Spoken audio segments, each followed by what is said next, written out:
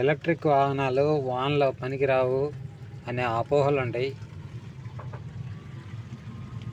వాన ఈరోజు ఉదయం నుంచి పడతానే ఉంది.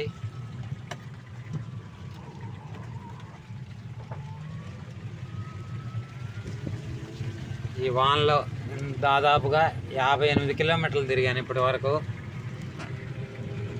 మోంట్రా ఎలక్ట్రిక్ ఆటోలో వర్షం అయినా పైన ఎంత వర్షం పడినా చూడండి, ఇప్పుడు ఎంత వర్షం పడుతుందో. ఎంత వర్షం పడినా ప్రాబ్లం ఉండదు. ఆటో కింద నీళ్లు రోడ్డు పైన ఒక అరడక్కు పైన ఉంటే దాంట్లో మాత్రం పోకూడదు. కింద సర్క్యూట్ ఉంటుంది కాబట్టి సర్క్యూట్ తడిస్తే ప్రాబ్లం వస్తుంది.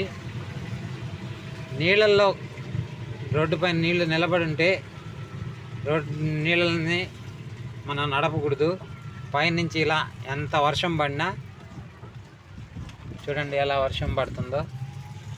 ఇలా ఎంత వర్షం పడినా ఆటోని మాత్రం మనం సేఫ్గా నడుపుకోవచ్చు.